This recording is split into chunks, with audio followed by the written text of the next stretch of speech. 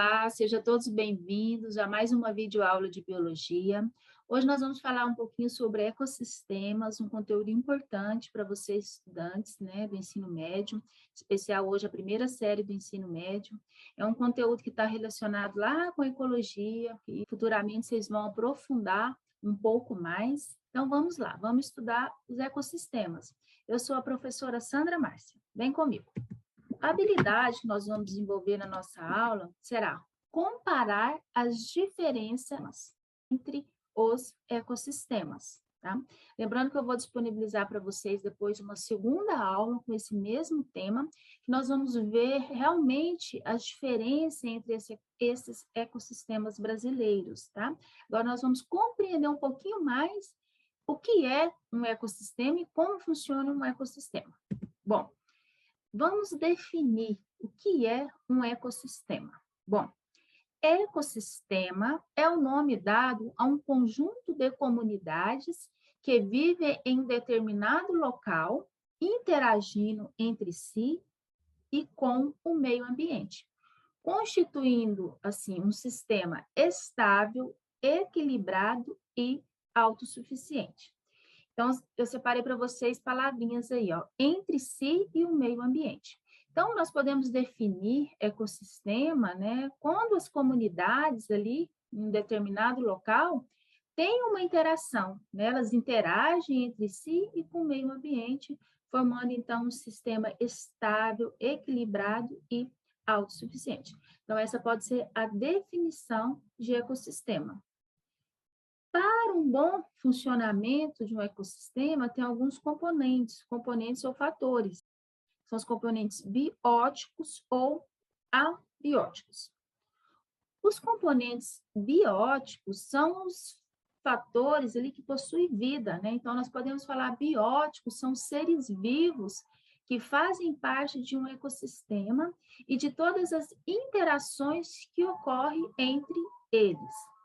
Então, como exemplo de fatores bióticos, nós temos os vegetais, os consumidores, né? Aí tem os consumidores primários, secundários, os terciários, entra ali os decompositores, os parasitas, né?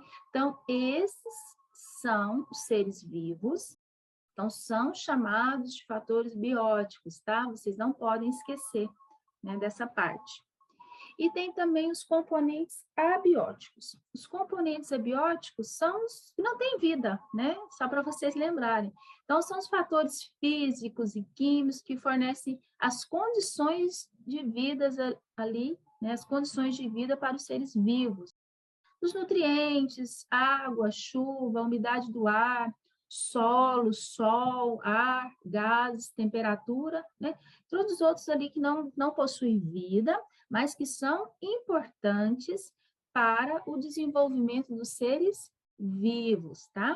Então, só para vocês lembrar, bióticos possuem vida, vegetais, consumidores, decompositores e parasitas.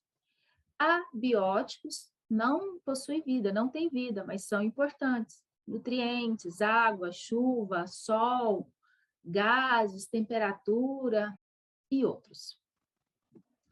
Aí eu coloquei aqui para vocês um esquema mostrando a importância desses dois fatores. A gente vê aí, por exemplo, fatores bióticos, né? Os produtores, plantas, algas. Temos os consumidores, herbívoros, carnívoros. Temos decompositores, os fungos que fazem parte ali da teia alimentar, produtor, consumidor primário, vegetais, depois os decompositores, né? Então, são os fatores bióticos que estão ali se interagindo, né? Fornecendo as condições de vida ali para a população. E os fatores abióticos, não tem vida, são ciclos, ciclo da água, ciclo dos gases, minerais, a chuva, o sol, energia liberada ali em cada etapa da cadeia alimentar. Então, tudo isso interfere para um bom funcionamento do ecossistema. Aí eu coloquei aqui para vocês um exemplo, o sapo, uma comunidade, uma população de sapo ali, depende desses dois fatores, temperatura, do ambiente onde ele vive, a lama, dos micro-organismos, predadores, vento, água, planta, os parasitas, rocha, luz, umidade e os outros sapos. Depende de todos esses fatores ali para a população dele, né, a população assim, de sapo, podemos dizer, ser bem sucedida. Então, é muito importante você diferenciar. Por exemplo, luz é um fator abiótico, não tem vida. Planta é um fator biótico, vegetais possuem vida.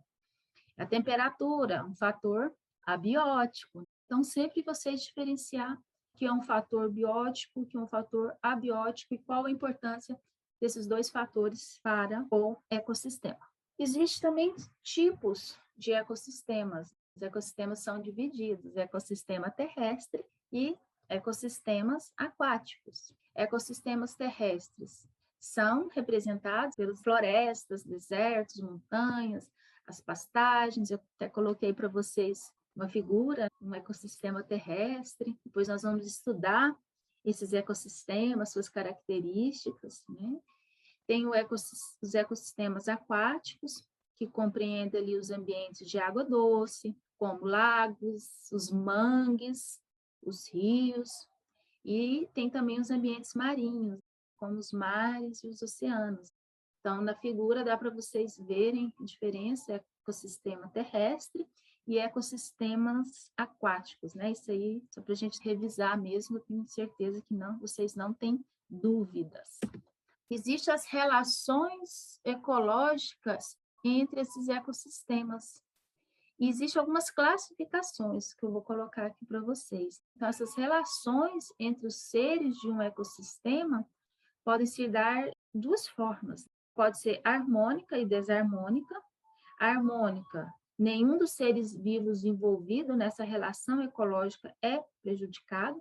Então, um exemplo é o mutualismo. Os dois seres vivos são beneficiados por essa interação. Coloquei como exemplo para vocês, né, o peixe-palhaço, ele interage e é um tipo de mutualismo onde os dois ali são beneficiados. Desarmônica, né, também chamado de negativa, se verifica o prejuízo para ao menos uma das espécies envolvidas. A competição, por exemplo, né? Os indivíduos da mesma espécie competem por recursos, como o alimento, o território, parceiros ali para se acasalar. E no desenho eu coloquei para vocês: leões brigam por território. Então, é um tipo de competição desarmônica, é uma relação ecológica desarmônica. Um ali vai ser prejudicado, né? Um vai ter que ceder e procurar um outro lugar, ou até mesmo vai ser morto aí nesse confronto. Então, esses são os tipos: harmônica, né? Nenhum dos envolvidos é prejudicado, e desarmônica verifica pelo menos prejuízo para uma das espécies envolvidas. Se o tipo de relação ecológica ocorrer entre indivíduos de uma mesma espécie, essa relação ecológica é chamada de intraespecífica. Então, relações ecológicas entre indivíduos de uma mesma espécie intraespecífica. Aí volta para vocês aí o exemplo, né? Os leões brigando entre si. Também um outro tipo de relação que ocorre com as abelhas, elas vivem em sociedade. Então, são relações entre indivíduos de uma mesma espécie. E tem a interespecífica. Essa ocorre entre indivíduos de espécies diferentes. A gente vê o primeiro exemplo, indivíduos da mesma espécie, um tipo de relação ecológica. No segundo desenho que eu coloquei para vocês, a gente vê o leão já com uma zebra se alimentando, né? Então, são relações ecológicas entre espécies diferentes. É bom vocês lembrar também que existem essas duas diferenças: intraespecífica, indivíduos de uma mesma espécie, e interespecíficas, indivíduos de espécies diferentes. Bom, eu vou mostrar aqui para vocês no mapa os biomas, que é o que nós vamos ver na próxima videoaula. Nós vamos ver as características desses biomas. Nós vamos ver onde eles mais ou menos estão localizados no Brasil, né? Nós temos a Amazônia, a Caatinga, né? Mais na região ali nordeste, o Cerrado, mais na região centro-oeste, que é o que abrange aqui o nosso estado, onde nós vemos Goiás, ecossistema do Cerrado. a Mata Atlântica, mais no litoral do Brasil, também pegando na região centro-sul. Pampas, bem no Rio Grande do Sul, bem no finalzinho do Brasil, né, na região do sul. E o Pantanal, né, com a área mais abrangente ali no Mato Grosso e no Mato Grosso do Sul. Um bioma que nós acompanhamos, né, o ano passado, foi muito castigado pelas queimadas, está por muitos animais, né, com certeza vocês acompanharam esses noticiários. Então, esses são os biomas do Brasil: Amazônia, Caatinga, Cerrado, Mata Atlântica, Pampas e o Pantanal. Próxima videoaula, nós vamos diferenciar esses tipos de ecossistema, passar para vocês algumas características desse ecossistema. Para finalizar a nossa aula, coloquei aqui uma atividade. Algumas relações ecológicas causam benefício para apenas uma espécie, não prejudicando nem beneficiando a outra. Um exemplo clássico ocorre entre a rêmora e o tubarão. Nesse caso, a rêmora prende-se ao corpo do tubarão e alimenta-se dos restos de suas presas. Marca alternativa que indica corretamente o nome dessa relação ecológica. Bom, então existem vários tipos de relações ecológicas que ocorrem no ecossistema. Portanto, vocês estudarem as principais relações ecológicas.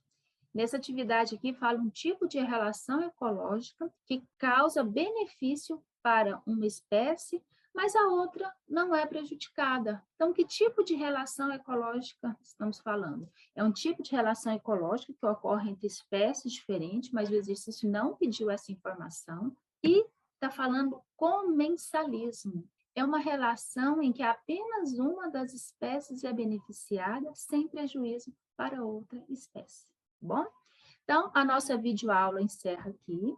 Vou disponibilizar para vocês uma outra videoaula falando das características dos ecossistemas, tá bom? Espero que tenha ajudado vocês e até a nossa próxima videoaula.